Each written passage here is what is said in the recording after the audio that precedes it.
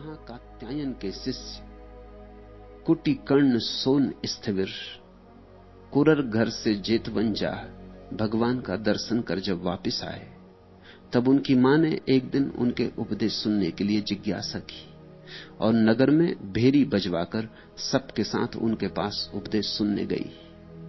जिस समय वह उपदेश सुन रही थी, उसी समय चोरों के एक बड़े गिरोह ने उसके घर में सेंध लगाकर सोना चांदी हीरे जवाहरात आदि ढोना शुरू कर दिया। एक दासी ने चोरों को घर में प्रवेश किया देख उपासिका को जाकर कहा।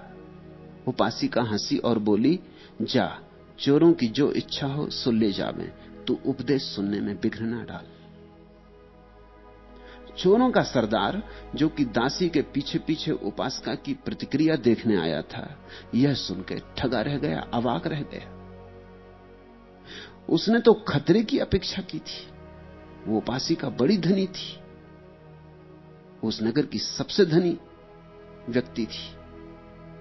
उसके इशारे पर हजारों लोग चोरों को घेर लेते, चोरों का भागना मुश्किल हो जाता।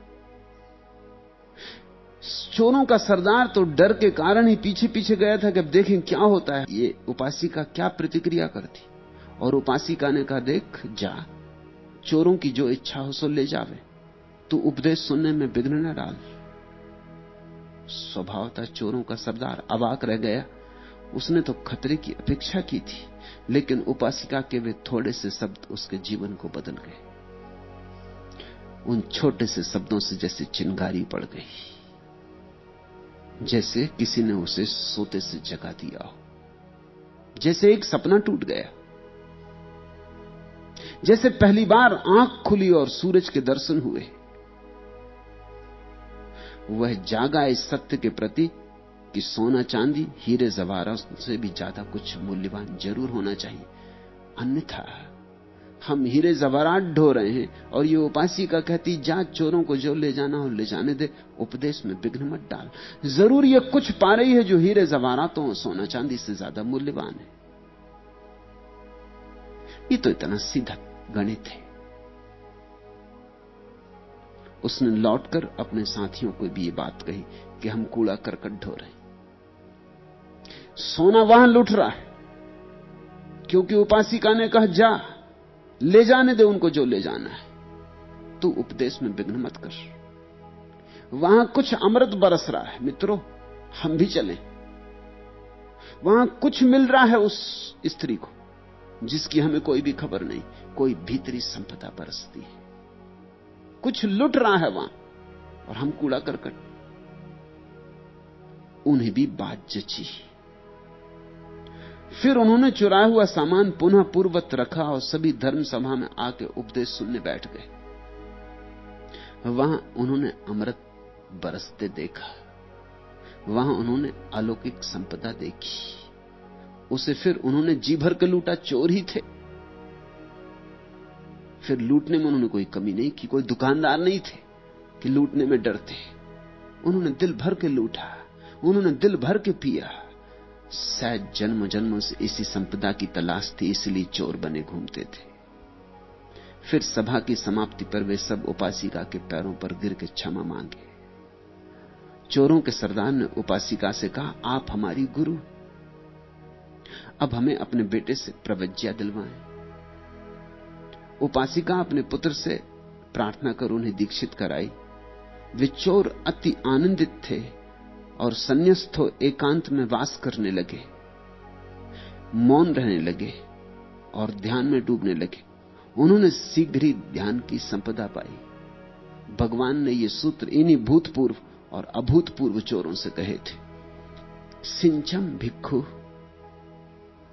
इमम नामम सित्ताते लहु में शक्ति छेत्वा रागंच दोसंच ततो निब्बान मेहसी। हे भिक्षु, इस नाव को उलीचो, उलीचने पर यह तुम्हारे लिए हल्की हो जाएगी। राग और द्वेष को छिन्न कर फिर तुम निर्वाण को प्राप्त कर लोगे। पंच छिंदे पंच जहे पंच चुत्तरी भावे पंच संगाति गो भिक्षु ओघा तीर्णोति उच्चति। जो 5 को काट दे, 5 को छोड़े, 5 की भावना करे, और 5 के संग का अतिक्रमण कर जाए, उसी को बाढ़ को पार गया भिक्षु कहते। नत्थि झानम अपंजस्य पंजा नत्थि अजायतो यम्हि झानंच पंजा चा सवे निव्वान संगिते। प्रज्ञाहीन मनुष्य को ध्यान नहीं होता, ध्यान न करने वाले को प्रज्ञा नहीं होती। जिसमें ध्यान और प्रज्ञा है वही निर्वाण के समीप है। पहले घटना को समझिए। भगवान के अग्रणी शिष्यों में से एक महाकात्यायन के शिष्य कुट्टिकर्ण सोन कुरर घर से जेतवंजा भगवान का दर्शन कर जब वापस आए, तब उनकी मां ने एक दिन उनके उपदेश सुनने के लिए जिज्ञासा की और नगर में भेरी बजवाकर सबके साथ उनके पास उपदेश सुनने गई। ऐसे थे वे दिन। बुद्ध की तो महिमा थी ही। बुद्ध के दर्शन करके भी कोई अगर लौटता था तो वह भी महिमावान हो जाता था। ऐसे ही जैसे कोई फूलों से भरे बगीचे से गुजरे तो उसके वस्त्रों में फूलों की गंध आ जाती, ऐसे ही कोई बुद्ध के पास से आए तो उसमें थोड़ी सी तो गंध बुद्ध की समा ही जाती। तो ये कुट्टिकर्ण सोन अपने गांव से बुद्ध के दर्शन करने को गए। वहां से जब लौटे वापस तो उनकी मां ने कहा, तुम धन्यभागी हो, तुम बुद्ध के शिष्य महाकात्यायन के शिष्य हो, तुम महाधन्यभागी हो, तुम बुद्ध के दर्शन करके लौटे। हम इतने धन्यभागी नहीं। चलो, हमें फूल न मिले तो फूल की पाखुरी मिले। तुम जो लेके आए हो हमसे कहो। सूरज के दर्शन शायद हमें ना हो, तुम जो थोड़ी सी ज्योति लाए हो उस ज्योति के दर्शन हमें कराओ। तो उसने प्रार्थना की कि तुमने जो सुना हो वहां वो दोहराओ, हमसे कहो। और दूसरी बात, वह अकेली सुनने नहीं गई। उसने सारे गांव में भेरी फिरवा दी और कहा, कुट्टिकर्ण बुद्ध के पास होकर आए, थोड़ी सी बुद्धत्व की संपदा लेकर आए, वे बांटेंगे, सब आए। ऐसे थे वे दिन। क्योंकि जब परम धन लुटता हो, बंटता हो, तो अकेले अकेले नहीं, भेरी बजाकर, सबको निमंत्रित करके। इस जगत की जो संपदा है उसमें दूसरों को निमंत्रित नहीं किया जा सकता, क्योंकि वे बांट लेंगे तो तुम्हारे हाथ कम पड़ेगी। उस जगत की जो संपदा है, अगर तुमने अकेले ही उसको अपने पास रखना चाहा तो मर जाएगी, मुर्दा हो जाएगी, सड़ जाएगी, तुम्हें मिलेगी ही नहीं। उस जगत की संपदा उसे ही मिलती है जो मिलने पे बांटता है, जो मिलने पे बांटता चला जाता है।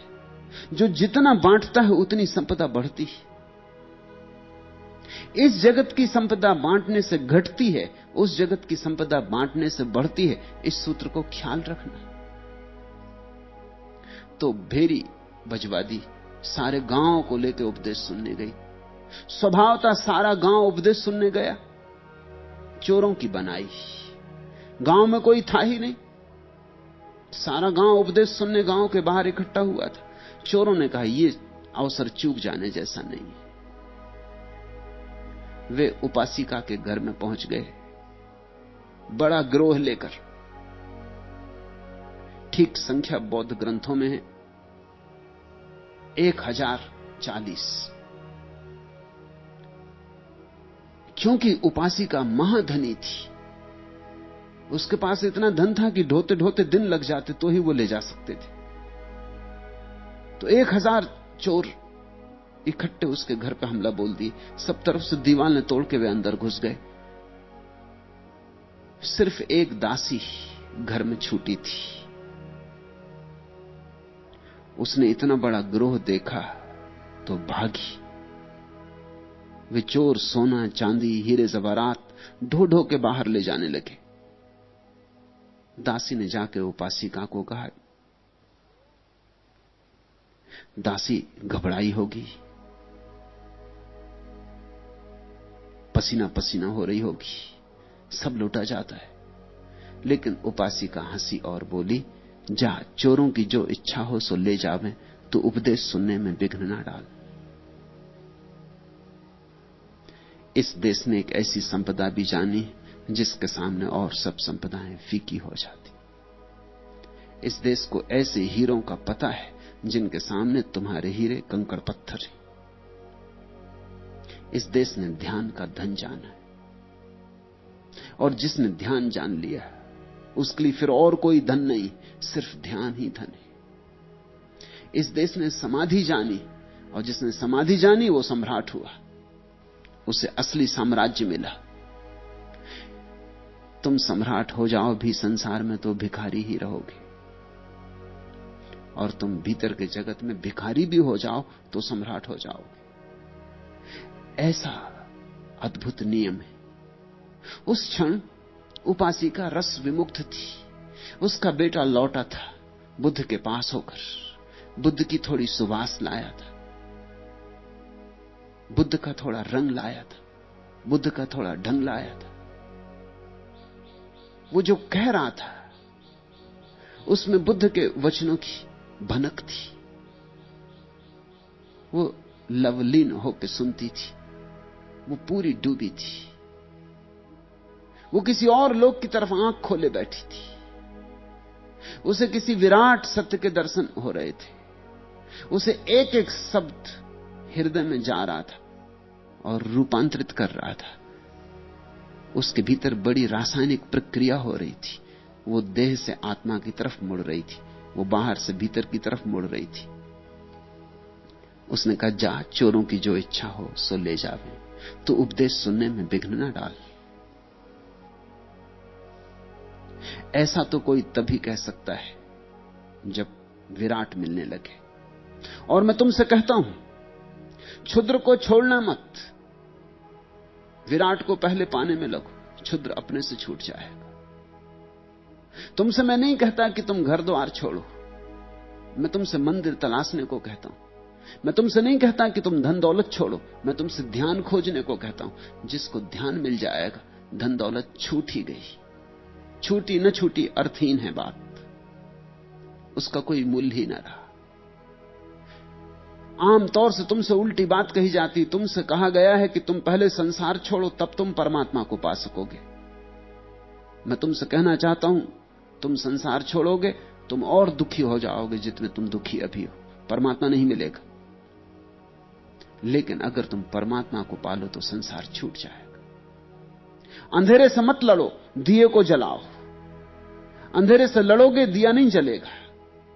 अंधेरे से लड़ोगे, हारोगे, थकोगे, बड़े परेशान हो जाओगे। ऐसे ही तो तुम्हारे 100 में से 99 महात्माओं की दशा है, और परेशान हो गए, तुमसे ज्यादा परेशान है। तुम्हें यह बात दिखाई नहीं पड़ती? कभी कभी साधारण ग्रस्त के चेहरे पे तो कुछ आनंद का भाव भी दिखाई पड़ता है। तुम्हारे तथाकथित साधु सन्यासियों के चेहरे पर तो आनंद का भाव बिल्कुल खो गया, एकदम जड़ता है, एकदम गहरी उदासी, सब जैसे मरुस्थल हो गया।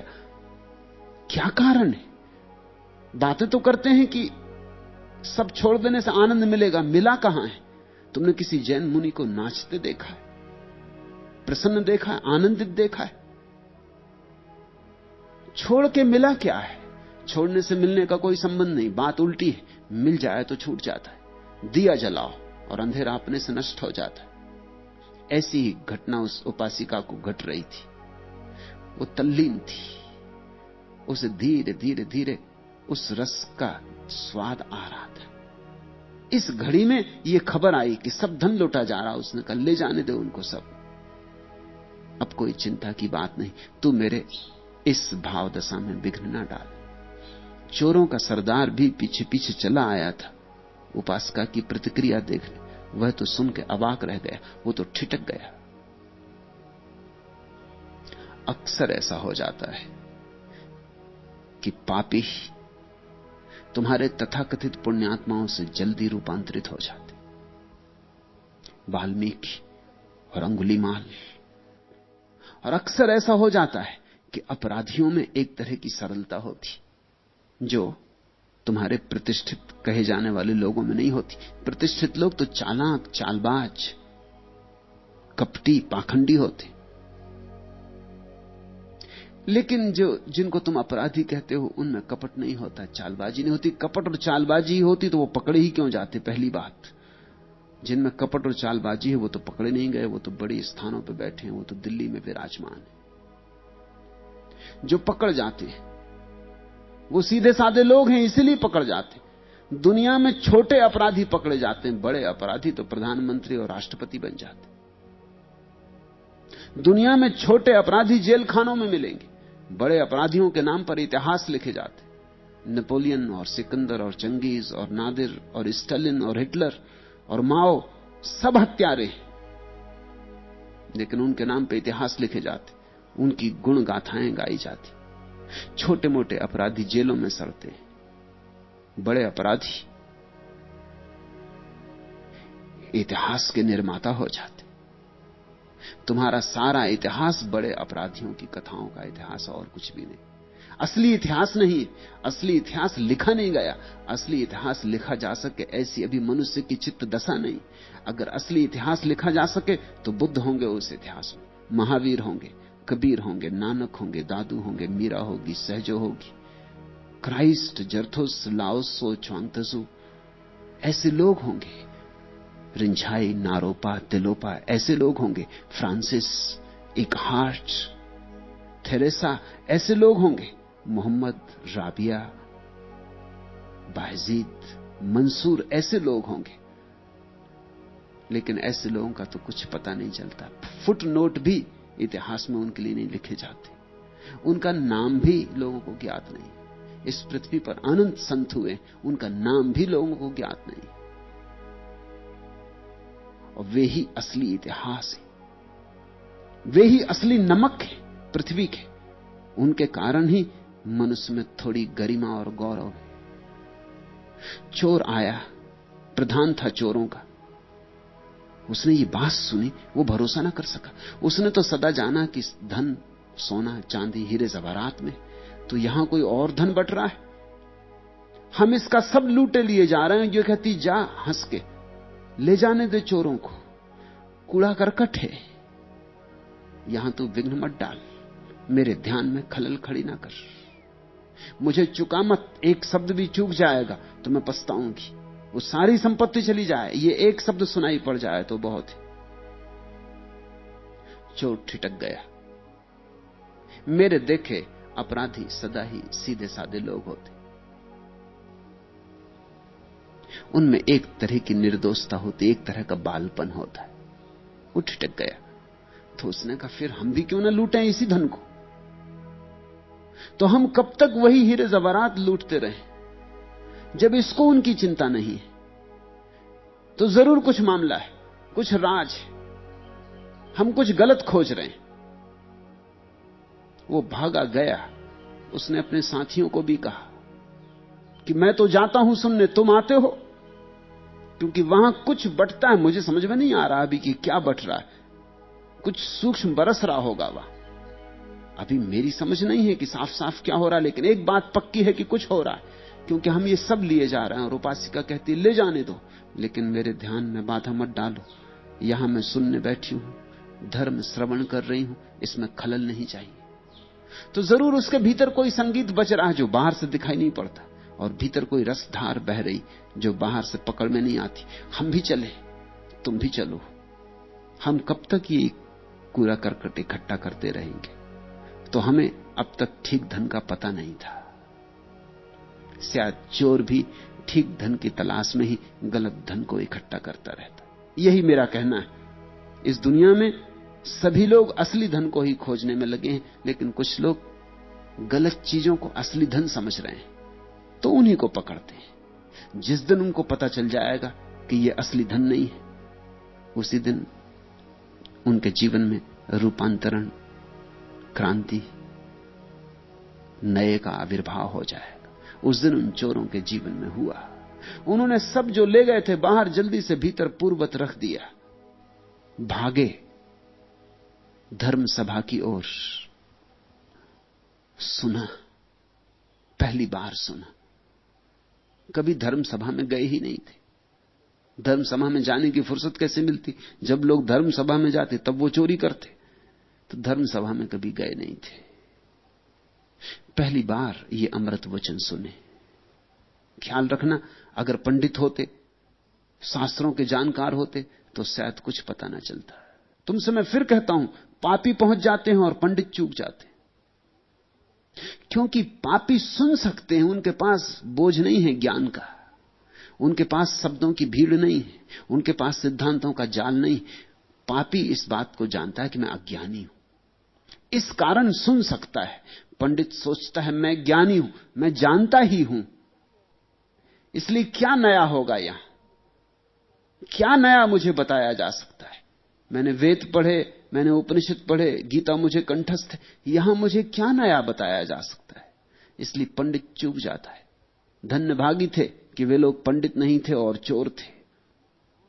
जाके बैठ गए, अवाक होके सुना होगा, पहले सुना नहीं था, कुछ पूर्व ज्ञान नहीं था जिसके कारण मन खलल डाले। उन्होंने वहां अमृत बरसते देखा, वहां उन्होंने अलौकिक संपदा बटते देखी, उन्होंने जी भर के उसे लूटा। चोर थे, शायद इसी को लूटने के लिए सदा कोशिश करते रहे थे। बहुत बार लूटी थी संपत्ति, लेकिन मिली नहीं थी, इसलिए चोरी जारी रही थी। आज पहली दफा संपत्ति के दर्शन हुए।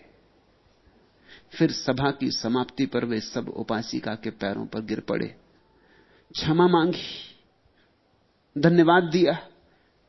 और चोरों के सरदार ने उपासिका से कहा, आप हमारी गुरु, आपके वे थोड़े से शब्द कि जा चोरों को ले जाने दो जो ले जाना हो। आपकी वो हंसी और आपका वो निर्मल भाव और आपकी वो निर्वासना की दशा और आपका ये कहना कि मेरे धर्म सवरण में बाधा न डाल, हमारे जीवन को बदल गई। आप हमारी गुरु हैं, अब हमें अपने बेटे से प्रवृत्ति दिलाएं। हम सीधे न मांगेंगे सन्यास, हम आपके द्वारा मांगेंगे। आप हमारी गुरु हैं। उपासिका अपने पुत्र से प्रार्थना कर उन्हें दीक्षित कराई। वे चोर अति आनंदित थे, उनके जीवन में इतना बड़ा रूपांतरण हुआ, आनंद की बात थी। जैसे कोई अंधेरे गर्त से एकदम आकाश में उठ जाए, जैसे कोई अंधेरी खाई खड्डों से एकदम सूर्य से मंडित शिखर पर बैठ जाए, जैसे कोई जमीन पर सरकता सरकता अचानक पंख पा जाए और आकाश में उड़े। उनके आनंद की कोई सीमा नहीं थी, क्योंकि कोई चोरी करता रहे, कितनी ही चोरी करे, हो कितना ही कुशल हो, कितना ही सफल हो, कितना ही धन इकट्ठा करे, चोरी काटती भीतर, चोरी दंश देती। कुछ मैं बुरा कर रहा हूं, ये पीड़ा तो घनी होती, पत्थर की तरह छाती पे बैठी रहती। चोर जानता है, चोर नहीं जानेगा तो कौन जानेगा कि कुछ गलत मैं कर रहा हूं। कि करता है, करता चला जाता है, जितना करता है उतना ही गलत का बोझ भी बढ़ता जाता है। आज सब बोझ उतर गया, संन्यास्त हुए वे, दीक्षित हुए वे अति आनंदित थे।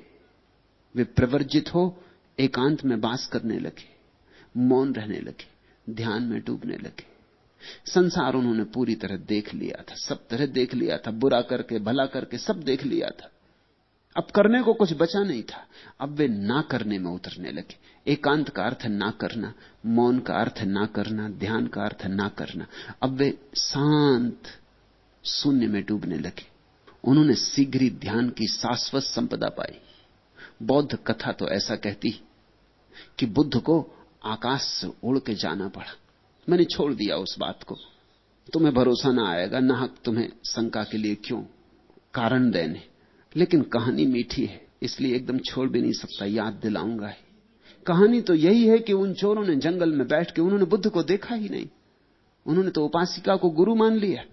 उपासिका के माध्यम से उसके बेटे सोन से दीक्षित हो गए। उन्होंने बुद्ध को देखा नहीं, लेकिन उनकी प्रगाढ़ ध्यान की दशा, बुद्ध को जाना पड़ा हो आकाश मार्ग से तो कुछ आश्चर्य नहीं, करोगे क्या, जाना ही पड़ेगा। मैं ये नहीं कह रहा हूं कि आकाश मार्ग से गए ही होंगे, मगर जो मैं कह रहा हूं वो ये कि बुद्ध को जाना ही पड़ेगा। इतने ध्यान की गहराई और ऐसे साधारण जनों में, ऐसे पापियों में बुद्ध खिंचे चले आए होंगे, आना ही पड़ा होगा। आकाश मार्ग से आने की कथा इतना ही बताती कि बुद्ध को उड़ के आना पड़ा। इतनी जल्दी आना पड़ा कि शायद पैदल चल के आने में देर लगेगी, उतनी देर नहीं की जा सकती। और ये चोर, इसलिए कहता हूं इनको भूतपूर्व और अभूतपूर्व,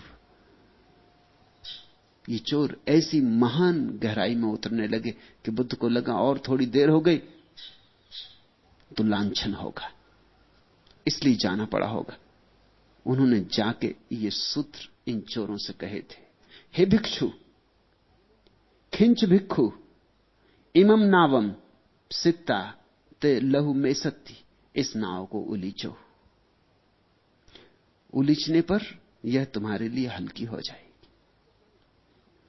किस नाव की बात कर रहे हैं? ये जो मन की नाव है, इसको उलीचो, इसमें कुछ न रह जाए, इसमें कामना ना हो, वासना ना हो, महत्वाकांक्षा ना हो, इसमें खोज ना हो, इसमें मांग ना हो, इसमें प्रार्थना ना हो, इसमें विचार ना हो, इसमें भाव ना हो, इसमें कुछ भी ना बचे। उलीचो भिक्षुओं, खिंच भिक्षु, इस नाव से सब उलीच दो, इस नाव को बिल्कुल खाली कर लो, शून्य कर लो, यह तुम्हारे लिए हल्की हो जाएगी।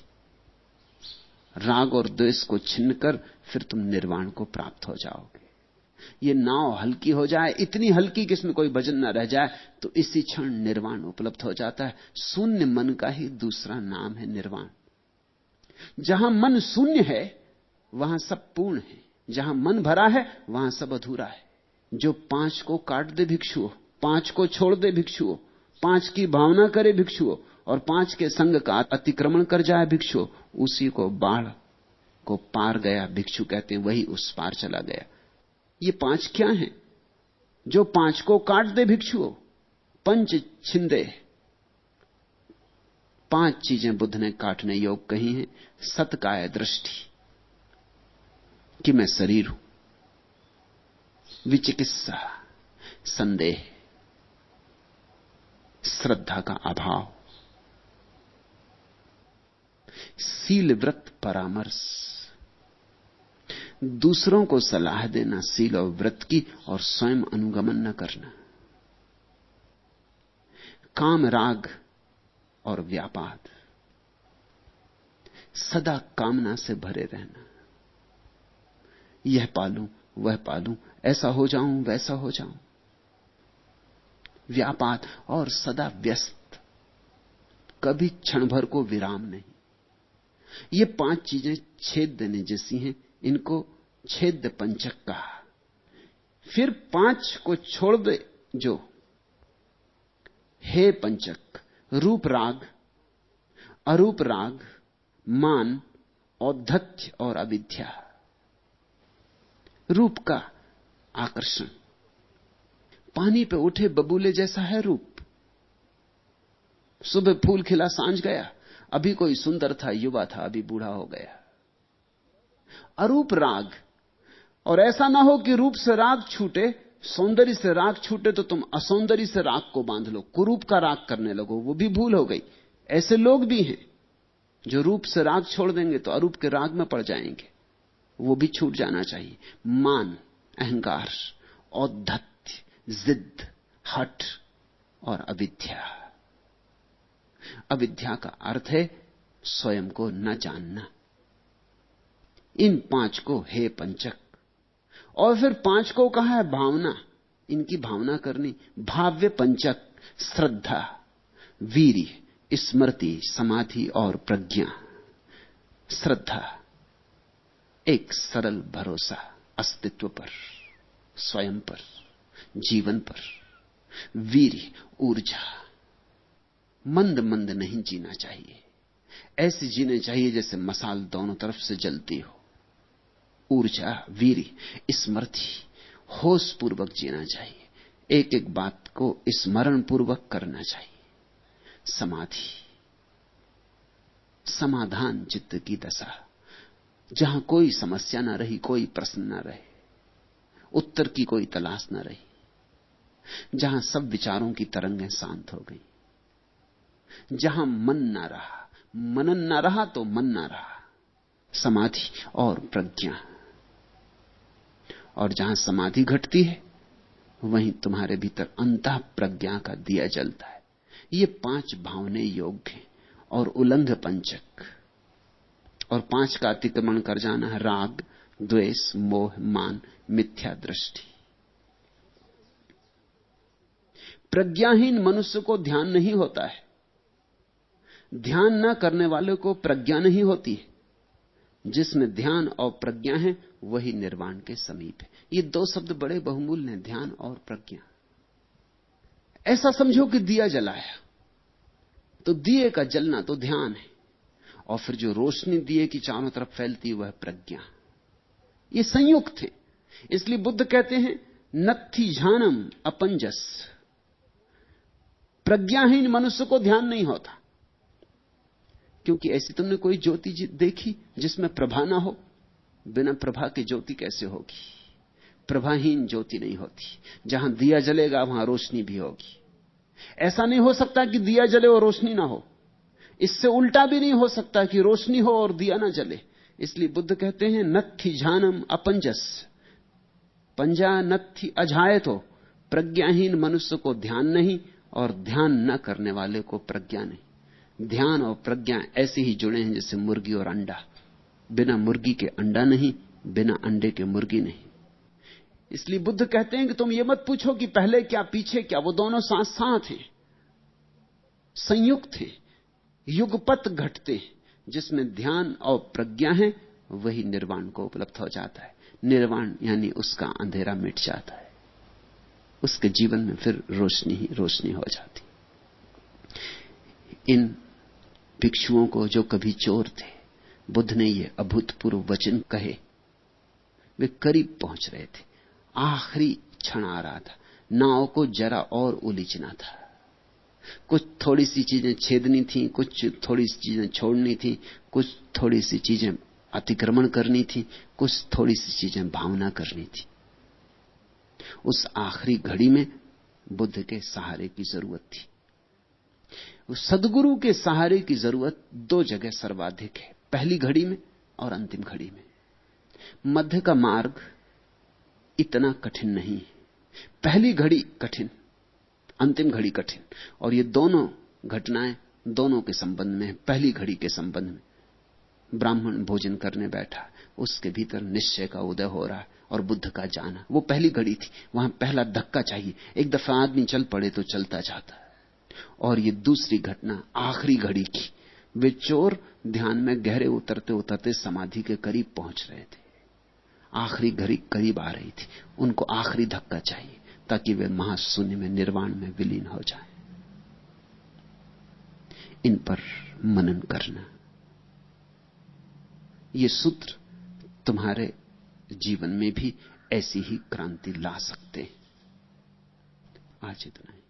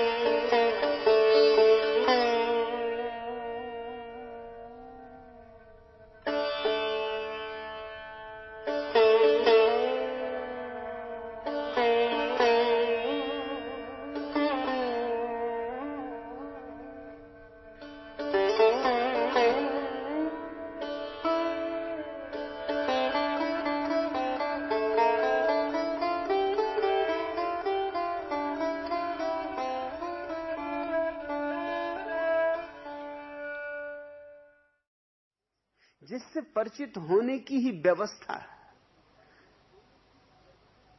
सदियों सदियों में बुद्ध पुरुषों ने निर्मित की है। तोड़ना है तुम्हारे प्रेम से तुम्हें, और जोड़ना है किसी अनूठे प्रेम से जिसकी तुम्हें खबर ही नहीं, जिसका तुमने स्वप्न भी नहीं देखा है। विजय चुनरिया प्रेम रस बूंदन। कबीर कहते हैं नाच उठा हूं, मगन हो गया हूं, मदमस्त हो गया हूं। यह आकाश टूट पड़ा मेरे ऊपर। यह कैसा प्रेम है जो मुझे भिगोए चला जाता है, डुबोए चला जाता है। ये चारों तरफ से कैसे प्रेम की बूंदाबांदी होने लगी। ये होती है। इस होने के लिए तुम्हारी भूमि तैयार होनी चाहिए, भूमिका निर्मित होनी चाहिए, तुम्हारी पात्रता होनी चाहिए। हम उतना ही पाते हैं जितनी हमारी योग्यता होती है। जिसकी योग्यता हीरे पानी की नहीं है, उसे तुम हीरा दे भी दो तो जल्दी ही गमा देगा। कंकड़ पत्थर खरीद लेगा, हीरे के बदले में पत्थरों के ढेर लगा लेगा।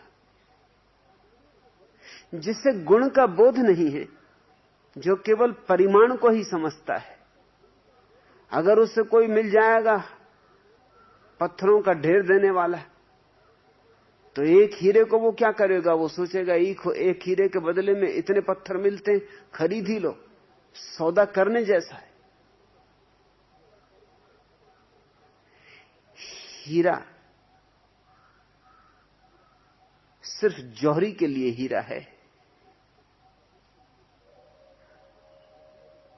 मैंने सुना है एक कुम्हार को रास्ते पर चलते समय बाजार से लौटता था, अपनी मटकियां बेचकर, अपने गधे को लेकर, एक हीरा पड़ा मिल गया, बड़ा हीरा। उठा लिया सोच के कि चमकदार पत्थर है, बच्चे खेलेंगे। फिर राह में ख्याल आया उसे कि बच्चे कहीं गंवा देंगे, यहां वहां खो देंगे, अच्छा हो गधे के गले में लटका दूं, गधे के लिए आभूषण हो जाएगा। कुम्हार के हाथ हीरा पड़े तो गधे के गले में लटकेगा ही, और जाएगा कहां? उसने गधे के गले में हीरा लटका दिया। एक जौहरी अपने घोड़े पर सवार आता था, देख के चौंक गया।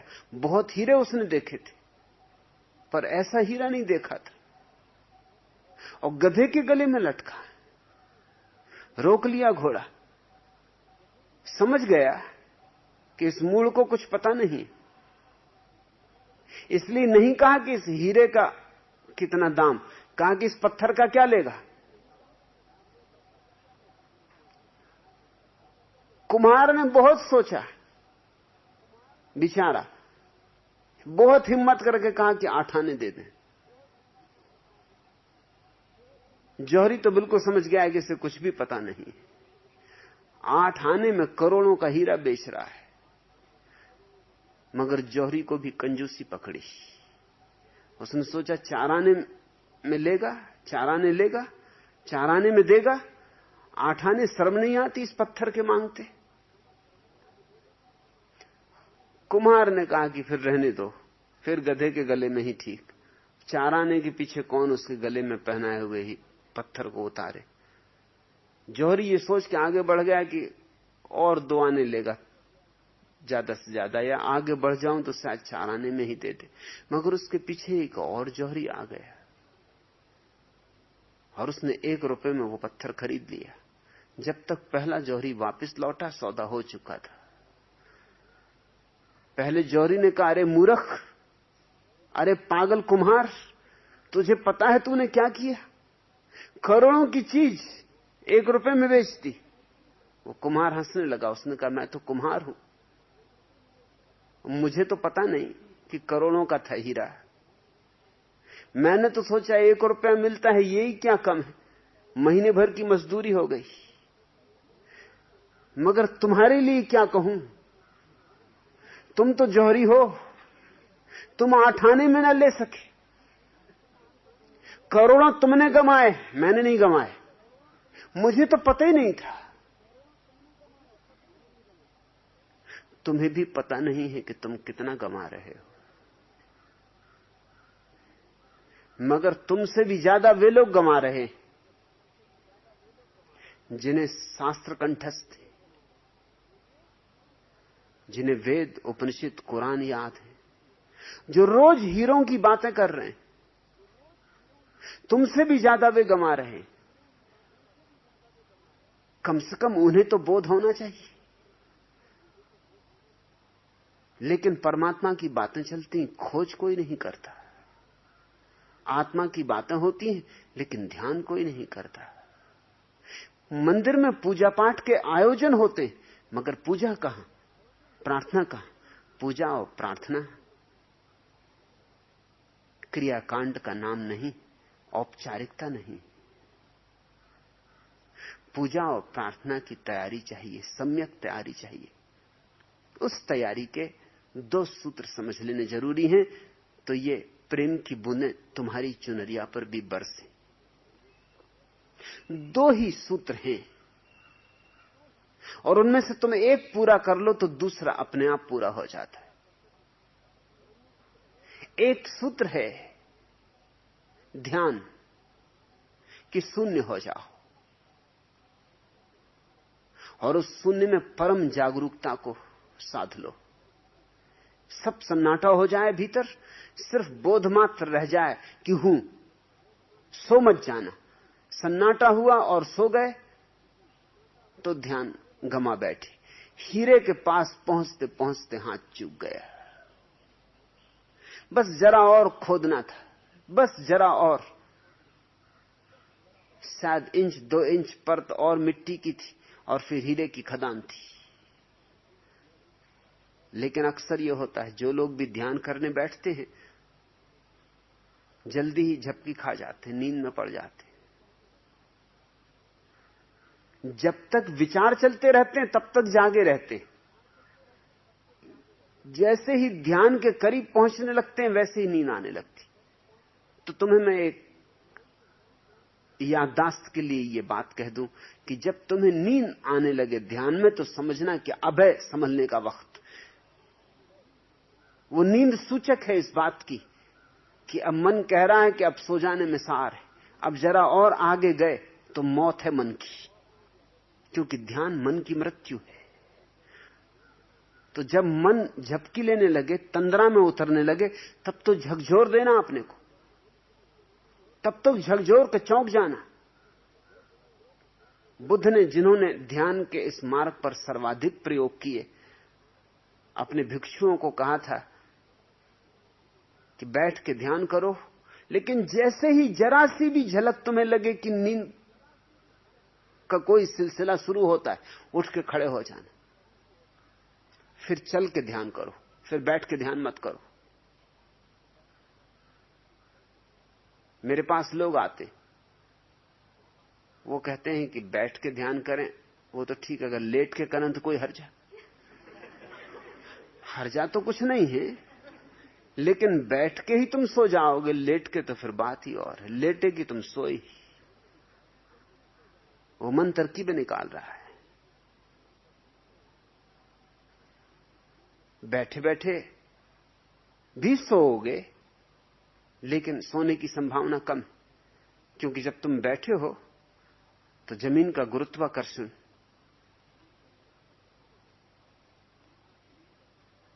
तुम्हें सोने नहीं देता। जब तुम लेट गए तो जमीन का गुरुत्वाकर्षण तुम्हारे पूरे शरीर पर समान रूप से पड़ने लगता है। एक तारतम्य बंध जाता है, एक संगीतबद्धता पैदा हो जाती। इसलिए खड़े होकर सोना और भी मुश्किल है, क्योंकि जमीन का गुरुत्वाकर्षण जोर से खींचता है और सारे शरीर पर उसका समान अनुपात नहीं होता। बिना तकिए के भी सोना मुश्किल है, क्योंकि गुरुत्वाकर्षण के कारण मस्तिष्क में खून की धारा उतनी ही चलती जितने शरीर के और हिस्सों में चलती, और मस्तिष्क में खून की धारा चलती रहे तो नींद आनी मुश्किल। शीर्षासन करके सोना सर्वाधिक मुश्किल है, क्योंकि शीर्षासन किए हुए सारे खून की धारा सिर की तरफ जा रही और सिर को ही सोना है, और वहां इतना खून का प्रवाह है कि तंतु एकदम शिथिल नहीं हो सकते और सो नहीं सकते। पद्मासन में बैठने की जो प्रक्रिया शुरू हुई वो इसलिए हुई कि रीढ़ पृथ्वी के साथ 90 का कोण बना है, तो सबसे कम संभावना है तंद्रा के उतरने की। और जब भी तुम्हें लगे कि तंद्रा आने लगी, पहली ही उसकी पगध्वनि सुनाई पड़े, तो बुद्ध ने कहा उठ जाना, खड़े हो जाना, चलने लगना। 4 कदम आगे देखते हुए धीरे धीरे चलना और अब चल के ही ध्यान करना। तो बुद्ध ने ध्यान के 2 विधियां दी, बैठ के ध्यान करना और चंक्रमण, चल के ध्यान करना। जब तुम्हें लगा तंद्रा दूर हट गई, फिर बैठ जाना। अगर तुम बोध गया के मंदिर गए हो, तो जिस बोधि वृक्ष के नीचे बुद्ध को ज्ञान उपलब्ध हुआ, उसी के पास वो छोटा सा पथ है जिस पे पत्थर लगा दिए हैं, जिस पे बुद्ध चंक्रमण करते रहे। वृक्ष के नीचे बैठ जाते, जब तंद्रा उतरने लगती तो उठाते और चंक्रमण करते। चंक्रमण चलने की एक विशेष प्रक्रिया का नाम है। कहीं जाने के लिए तो चल नहीं रहे, इसलिए तेजी से नहीं चलना है, बहुत आहिस्ता चलना है। इतनी तेजी से चलोगे तो कहीं ध्यान का जो तारतम्य बन रहा है वो टूट ना जाए। जैसे कि कोई भरी हुई मटकी सिर पर लेके चलता हो, तो फिर तेजी से नहीं चल सकता। तेजी से चलेगा तो मटकी छलक जाए, और अगर मटकी में अमृत भरा हो तब तो फिर बहुत संभल के चलेगा। और ध्यान की मटकी में अमृत ही भरा है, बहुत संभल के आहिस्ता आहिस्ता एक एक पैर उठाते। कोई मंजिल तो है नहीं, कहीं जाना तो नहीं है, मंजिल यही है कि भीतर जाके रहना है। चित्त शून्य हो, निर्विचार हो और जागरूकता का दिया जले, प्रेम की वर्षा होगी, फिर बूंदाबांदी होगी, परमात्मा उतरेगा तुम में, उसके पद घुंघरू जल्दी ही तुम्हें सुनाई पड़ने लगेंगे, उसकी बांसुरी बजेगी। वह निश्चय आता है, वह तुम्हारे द्वार पर थाप देगा। दूसरा रास्ता है भक्ति का। ध्यान के रास्ते पर अपने को जगाना है, होश से भर लेना है, जैसे बस मैं ही हूं और कुछ भी नहीं। सारा अस्तित्व खो जाए, सिर्फ भीतर स्वयं का अस्तित्व जगमगाता हुआ प्रज्वलित रह जाए, एक लपट की भांति। ध्यान और भक्ति ठीक इससे उल्टा है। तुम बिल्कुल डूब जाओ, सारा अस्तित्व बचे, तुम ना बचो। वृक्ष हो, पहाड़ हो, पर्वत हो, चांद तारे हो, मगर तुम ना बचो। तुम बिल्कुल लीन हो जाओ, जैसे बूंद सागर में खो जाए, जैसे सूरज की किरण पाते ही ओस की बूंद भाप बन जाए, आकाश में उड़ जाए। ऐसे अपने को डुबा दो अस्तित्व के सौंदर्य में, अस्तित्व की गरिमा में, इस अस्तित्व के विराट नृत्य में, इस महोत्सव में अपने को डुबा दो। जरा भी दूर दूर नहीं, जरा भी फासला नहीं, 1 इंच की दूरी ना बचाओ। इसमें ऐसे मगन हो जाओ, ऐसे लीन हो जाओ जैसे तुम हो ही नहीं, सब है तुम नहीं हो। ध्यान का अर्थ है मैं हूं और कुछ भी नहीं,